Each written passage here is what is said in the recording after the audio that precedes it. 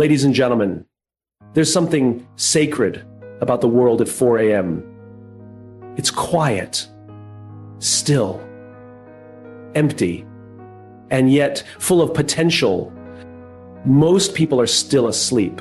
But if you're awake, truly awake, you've already chosen to separate yourself from the ordinary. And that one choice, done consistently, will begin to shape everything in your life. Today, I want to show you why waking up at 4 a.m. isn't just a productivity hack. It's a life shift. Not because it's magical, but because who you become in the process changes everything. Let's explore 6 reasons why this one discipline can radically transform your mindset, your output, and your purpose. Imagine waking up in the quiet stillness of 4 a.m. The world is asleep. There are no pings from your phone, no one calling your name, no obligations pulling you in 100 directions. There is only you. And for the first time, in perhaps days, weeks, or even months, you've created space before the world has a chance to take it from you. We live in a culture obsessed with speed, productivity, and hustle. By 8 a.m., most people are already reacting, answering messages, checking the news, getting kids ready, jumping into Zoom meetings, and diving headfirst into their to-do lists. But that's the problem. We become so conditioned to respond, we've forgotten how to lead our own lives. Waking up at 4 a.m. is not just about rising early, it's about reclaiming your agency. It's about choosing to lead the day instead of following its chaos. In that sacred window of silence, you create space. And in that space, you meet yourself again. Think about it. When was the last time you truly thought without interruption? No background noise, no notifications, no demands, just you in your mind allowed to wander, reflect, question, and dream. We often talk about the need for clarity, for inspiration, for focus, but how can we expect to find any of it in a world designed to distract us at every turn? The truth is, those things don't come from apps, meetings, or strategy sessions. They come from silence, from solitude, from space. A CEO I spoke with not long ago shared something I'll never forget. He told me that his most powerful business decisions that shaped the direction of his company and impacted thousands of lives, were never made in a boardroom. They were made between 4 and 6 a.m., sitting alone on his balcony with a hot cup of coffee and a blank notepad. That time, he said, is when the noise of the world fades and the deeper questions can surface. What am I building? Why does it matter? Who am I becoming in the process? It's not about productivity, it's about purpose. It's about hearing the quiet voice beneath all the noise that asks, is this the life I want to lead? You see, clarity doesn't scream, it whispers. And unless you create the stillness to hear it, you'll miss it. Most people never realize that their best ideas, their most courageous decisions, and their most authentic selves are buried under layers of distraction. They wait for the weekend, the vacation, the retirement to finally breathe. But by then, life has passed them by. The space you crave won't appear by accident. You have to carve it out. You have to defend it. And the easiest way to do that? Wake up before the world asks anything of you. There's something profoundly powerful about starting your day before the sun. It's symbolic. It says, I choose to rise. I choose to begin, not because I have to, but because I want to. That's the kind of life that doesn't just happen to you. It's a life you build on purpose.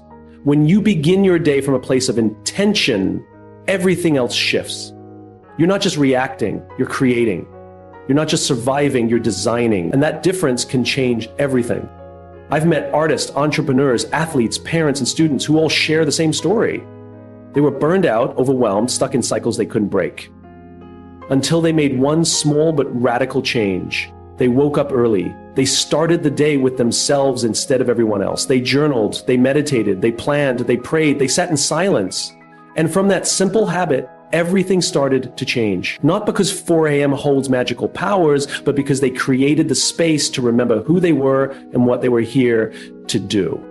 The world we live in rewards noise, but greatness is born in silence. Innovation doesn't come when you're drowning in emails. Vision doesn't strike when you're sprinting through your schedule. You need stillness. You need space. And if you don't make it, the world will take it from you. You can't build a remarkable life by accident. You build it by starting each day on purpose, by asking yourself not just, what do I have to do today, but who do I want to be today? That question, asked daily in the quiet of the early morning, becomes your compass. And it's a compass that can guide you to places no calendar ever could. Most people live their lives in response to the world, but the people who change the world, they live in response to their inner voice. They lead from within. And that leadership begins not with a strategy session or a quarterly plan. It begins in the silence before dawn. 4 a.m. isn't about being a morning person. It's about being a purpose-driven person. It's about showing up for your life before it starts showing up for you. Because when you own your morning, you begin to own your life. And when the rest of the world wakes up, you're not scrambling to keep up. You're ahead, focused, grounded. You've already met the most important person you'll talk to all day, yourself. You've already asked the most important questions, set the most important intentions, made the most important decisions, not because someone told you to, but because you chose to. In a world that's always demanding more of you, the most radical thing you can do is create space. Not just once, but every day. Before the emails, before the traffic, before the meetings, before the scroll.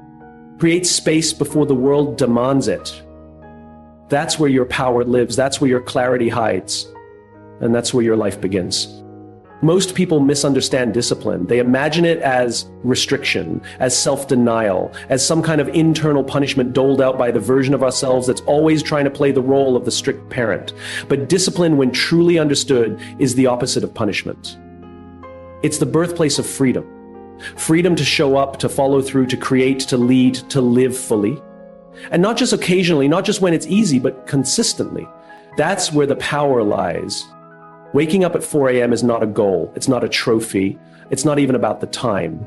It's a mirror that reflects the kind of person you are becoming. Because to rise while the rest of the world sleeps means you've made a choice, not just to change your routine, but to change your identity. It means you've stopped negotiating with comfort and started aligning yourself with commitment. At 4 a.m., the world is quiet. There are no distractions, no emails, no expectations, just you. You and your promises, you and your doubts, you and your standards. And in that stillness, something transformative happens.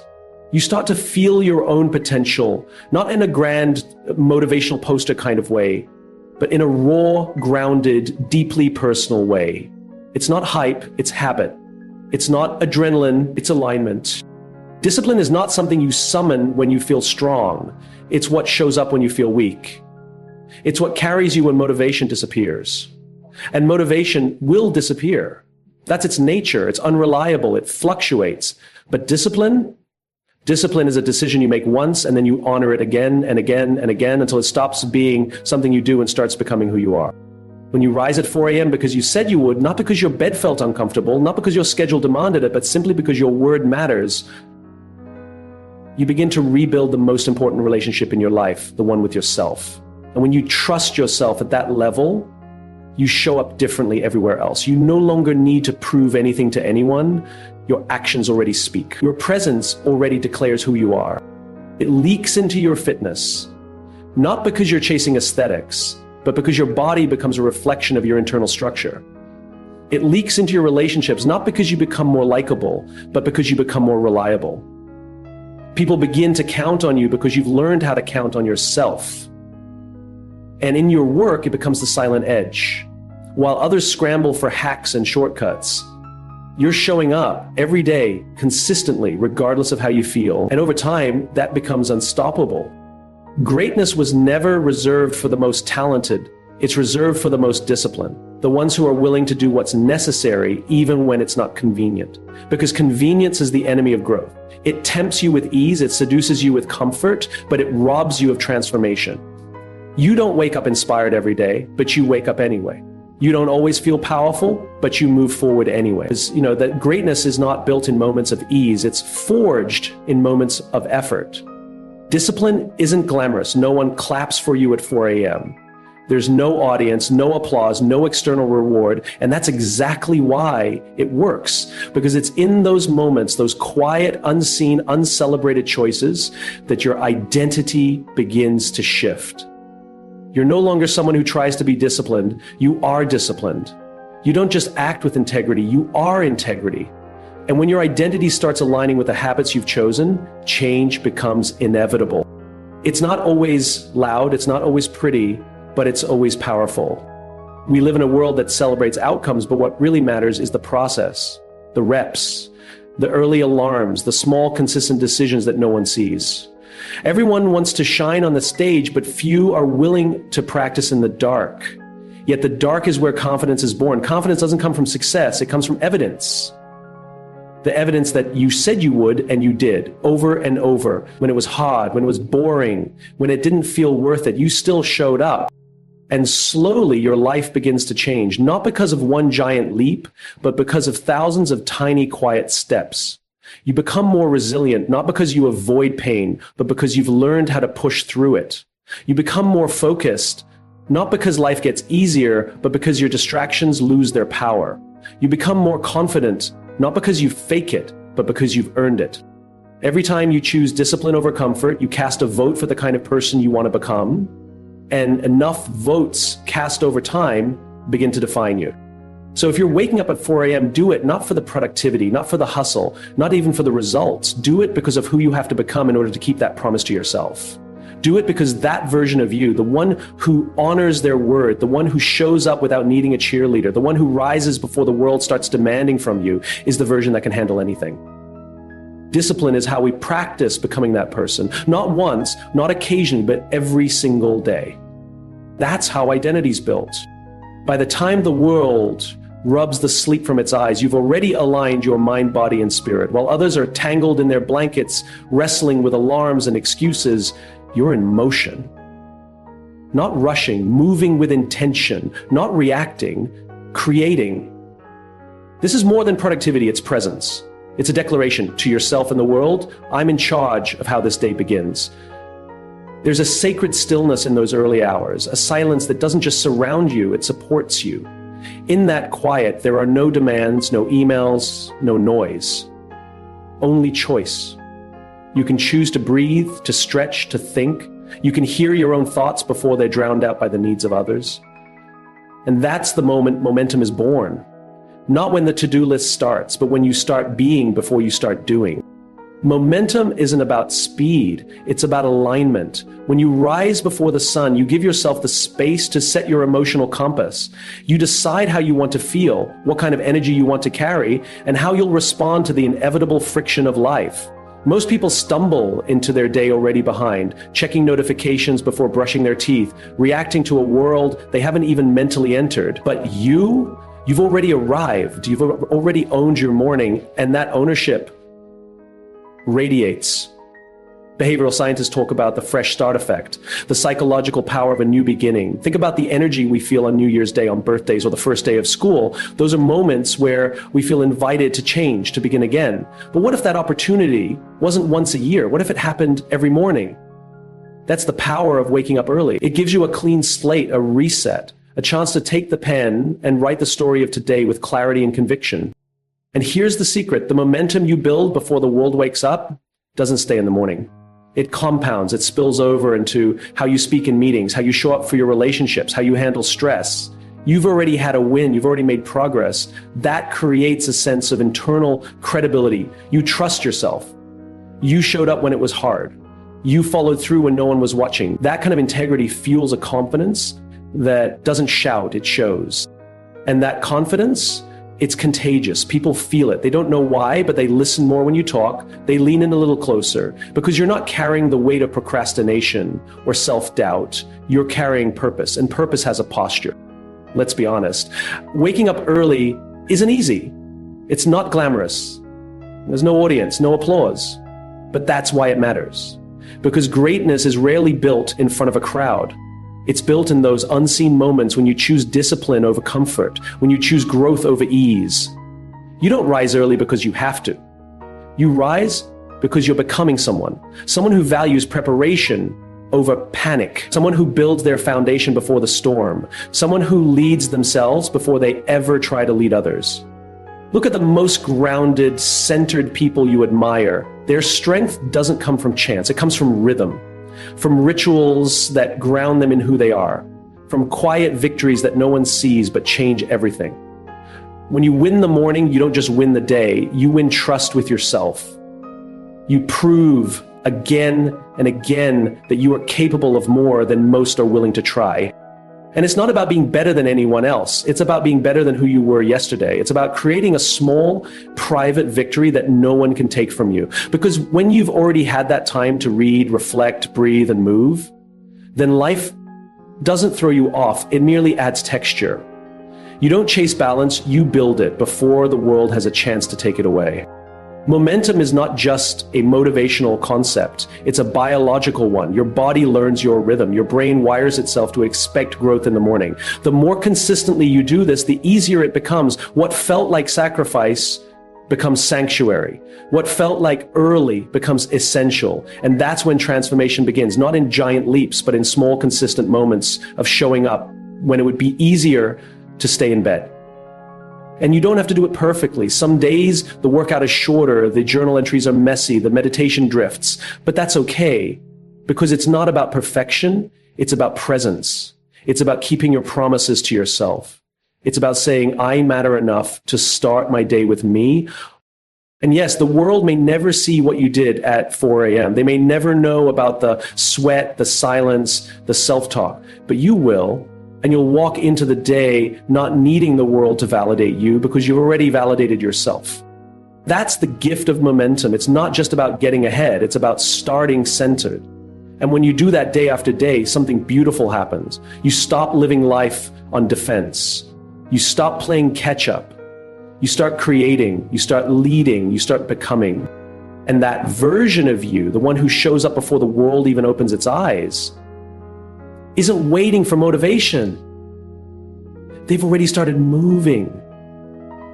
And once you're in motion, everything gets easier, not because the world changed, but because you did. Time is not just a resource. It is the only one we cannot replenish. We can lose money and make more. We can lose possessions and replace them. But once time slips through our fingers, it is gone forever. And yet, it's the one thing we treat the most carelessly. We waste it in moments of distraction, give it away to things that don't fulfill us, and spend it on obligations we never chose. Most people move through life reacting, pulled from one demand to the next, from one notification to another. They let time happen to them instead of deciding what to do with it. But the moment you decide to wake up early, not because you have to, but because you choose to, is the moment you take back authorship of your time.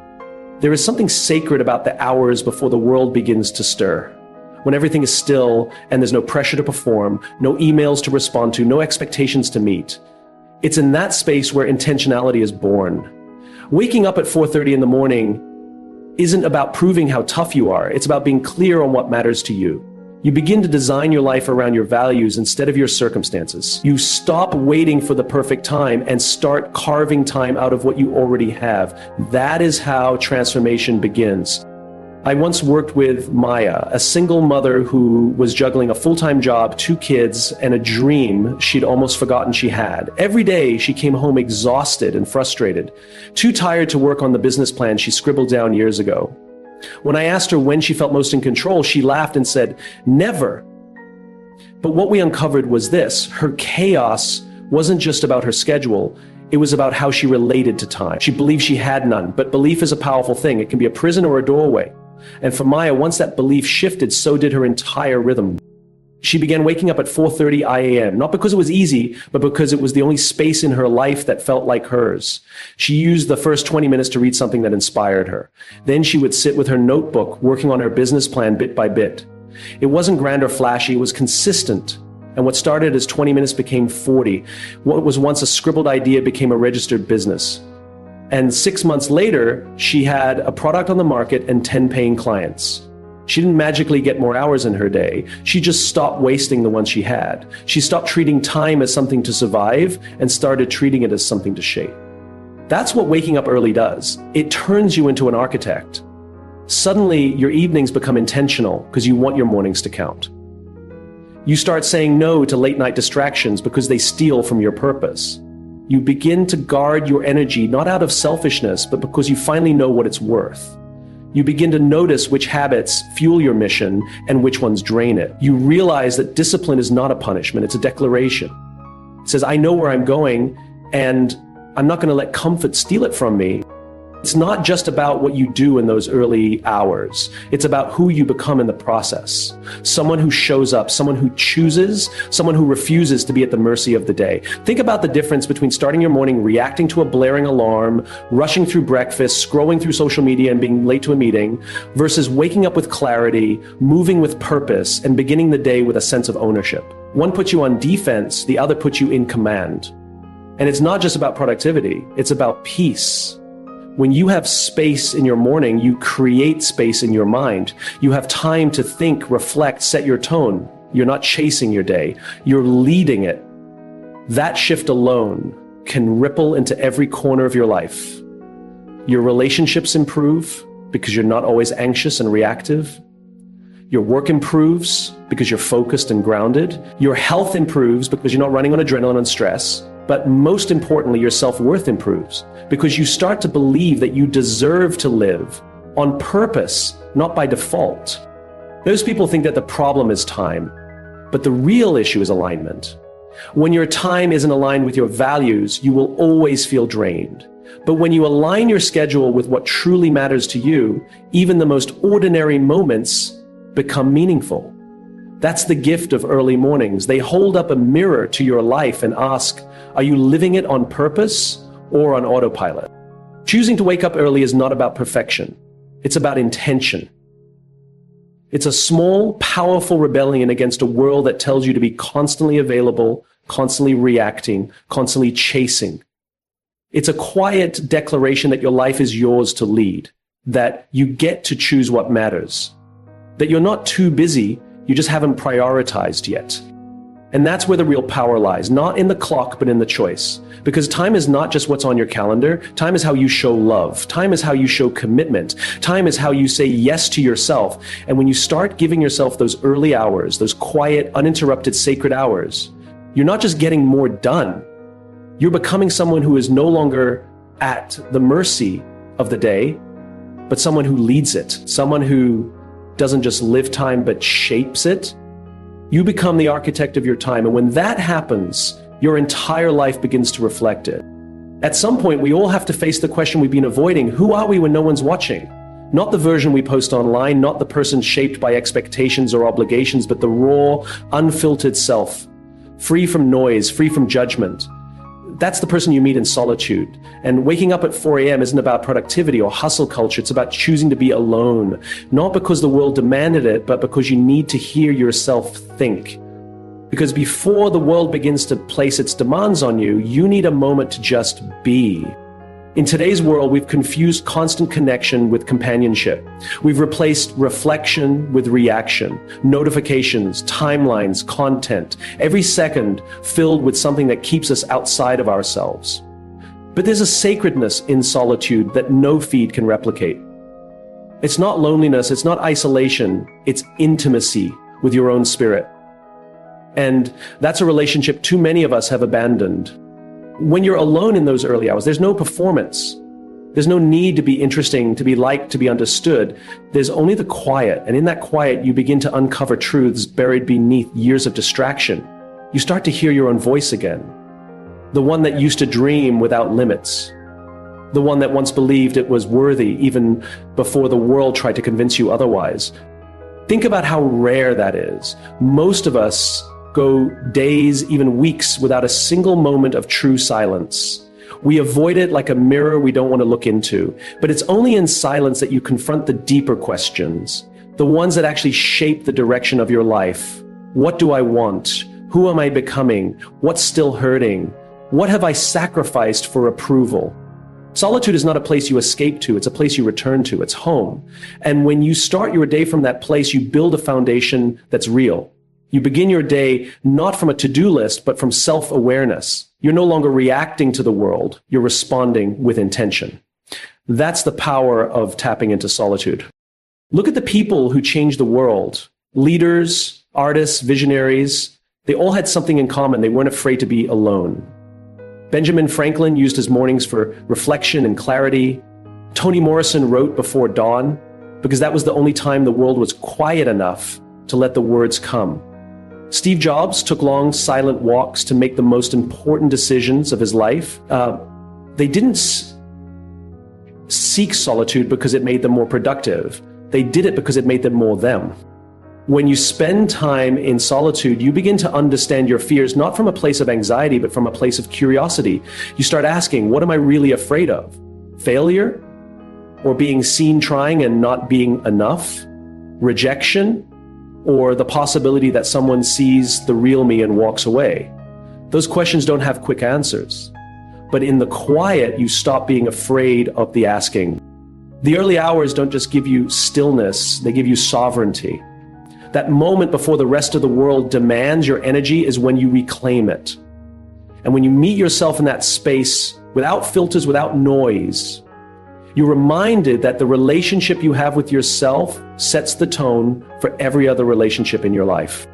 Because here's the truth. You can't create from chaos. You can't lead if you don't know where you're going. You can't love deeply if you don't even know what you need. That level of clarity, of grounding, only comes when you pause long enough to hear what's been buried underneath the busyness. And the reason most people never find that clarity isn't because they're not smart or talented. It's because they're never quiet enough for long enough. You can't outsource this work. No podcast, no TED Talk, no book will ever replace the wisdom you find when you sit with yourself, when you sit with your regret, your gratitude, your guilt, your longing, when you stop numbing and start listening. That's not easy work, but it's the kind of work that transforms you. The world wants your attention every minute. It profits off your distraction, but attention is a currency. And when you invest it in yourself, your soul, your purpose, your truth, the returns are exponential. Confidence, clarity, courage. They don't come from consumption. They come from communion with yourself. In solitude, you begin to remember what really matters.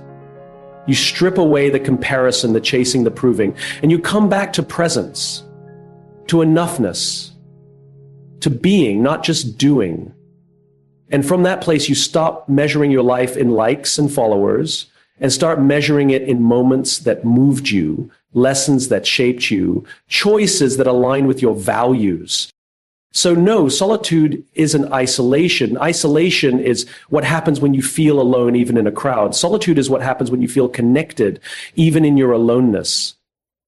It's the difference between emptiness and fullness, between silence and stillness, between being lost and being grounded.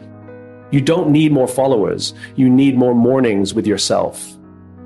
You don't need more opinions. You need more truth, your truth. And the only way to access it is by choosing to meet yourself when no one else is around, when the sun hasn't risen yet, when the world hasn't found you yet, when you can be fully, unapologetically, entirely you. That's why waking up at 4 a.m. matters, not because it makes you more productive, but because it makes you more present, more aligned, more you. And when you start your day that way, anchored in solitude, guided by truth, there's nothing the world can throw at you that you can't face. Because you're not reacting from noise anymore. You're responding from wisdom. And wisdom doesn't shout, it whispers. You just have to be still enough to hear it. Most people think waking up early is about squeezing out extra hours from the day, checking off more boxes, getting ahead in the rat race. But it's not about that, not really. Waking up early is about trust. Trust in yourself. It's about making a quiet commitment to rise before the world expects anything of you, and then showing up for that commitment again and again. When your alarm goes off at 4 or 5 a.m., no one's watching. No one's applauding. There are no spectators. It's just you, your intention, and the opportunity to either honor it or break it. At that moment, that's where integrity is built. Not in the big speeches, not in the public wins, but in the tiny, silent moments where no one is keeping score except you. It's easy to overlook the weight of these moments, but they form the backbone of your identity. Because if you can keep the promise to wake up early, a promise that brings no instant gratification, no immediate reward, what else are you capable of? Maybe you've been sitting on a dream for years. A book you said you'd write, a business you said you'd launch, A conversation you promised you'd have with someone you heard. Maybe you keep saying, when I have time. But time isn't something you find, it's something you create. Waking up early isn't just about getting a head start, it's about building evidence. Evidence that you're the kind of person who follows through, that you can do uncomfortable things, that when something matters to you, you don't wait for the perfect time, you make the time. And that evidence stacks. Each early morning becomes a vote for the person you're becoming, one who doesn't flinch in the face of discomfort, one who takes ownership of their time, their actions, their growth. You begin to see yourself differently, not as someone trying to change, but as someone who is changing. And once you start to believe that about yourself, it gets harder to break promises, not easier. Because now breaking them costs you something, not just sleep, not just time, but integrity. That's the real shift. Waking up early is just the trigger. What you're really doing is strengthening your own moral muscle. You're practicing the art of self-leadership. And self-leadership is the root of every other kind of leadership. You can't lead a team, a business, a family, if you can't first lead yourself. And you can't lead yourself without trust. Trust that you'll do what you say you'll do. Trust that you'll show up when it's hard. Trust that you'll keep walking even when no one's clapping. The people we admire most, the ones who lead with authenticity, who walk with quiet strength, they don't become that way by accident. They've trained in the dark. They've cultivated inner discipline long before the world recognized it. And more often than not, it starts in moments just like this, when the alarm rings and there's a choice to be made. Will I honor the promise I made to myself last night? Or will I abandon it for the comfort of my pillow? That decision, repeated over time, becomes a pattern, and that pattern becomes character. You can't fake character. You can't shortcut integrity. You have to earn it. And the earning begins in the smallest acts. Waking up early is just one of them. But it's powerful because it's hard. And in doing hard things, especially the ones that no one else will know about, we become someone worth believing in. And when you become someone worth believing in, you stop waiting, you stop asking for permission to start the thing, to write the first chapter, to pitch the idea, to mend the broken relationship, because you've already proven to yourself that you can act without applause, that you can move without external motivation, that you can lead without a map. Most people don't lack motivation, they lack belief. They haven't given themselves enough proof that they can be counted on. They've broken too many of their own promises, and now their self-trust is bankrupt. That's what early rising begins to heal. You take back control, one small promise at a time. You show yourself, I can do this. I do follow through. I am capable. And when that realization lands, not in your head, but deep in your bones, it changes everything. You carry yourself differently. You speak more clearly. You choose more intentionally, not because you think you're better than anyone, but because you've finally stopped betraying yourself. And that kind of integrity can't help but ripple out. People feel it in your presence. They may not know what changed, but they'll notice that you're rooted, that you're clear, that you're grounded in something real. And that's rare because we live in a world addicted to performance, to shortcuts, to appearances. But integrity isn't loud. It doesn't announce itself. It simply is. The early hours of the morning, before the phones start buzzing, before the noise takes over, are a sacred place to practice being who you say you are. It's a laboratory for your character, a rehearsal space for your courage, a sanctuary where you get to remember that you're not defined by your circumstances, but by your choices. When you build a habit of waking up early, you're not just chasing a routine. You're cultivating a relationship with yourself. You're proving that your word matters, that your time matters, that your future matters. And every day you show up before the world expects anything of you, you're reminding yourself, I am someone who can be trusted. That's what builds momentum, not the checklist, not the hustle, but the quiet consistency of self-trust. So tomorrow, when the alarm rings again, and you feel that tug to stay in bed, remember, it's not just about getting up. It's about rising into your identity, choosing again to be someone who honors their word, someone who doesn't shrink from discomfort, someone who leads from within. Because the world doesn't need more people who chase productivity. It needs more people who live with integrity, and that begins in the dark, when no one is watching and you decide to rise. Waking up at 4 a.m. won't change your life overnight, but it will begin to shape the kind of person who changes their own life day by day, moment by moment. It's not about being better than anyone else. It's about being better than you were yesterday. In the stillness of dawn, that's where breakthroughs are born. So tomorrow morning, when your alarm rings, ask yourself, do I want to stay comfortable or do I want to become unstoppable? The choice is always yours.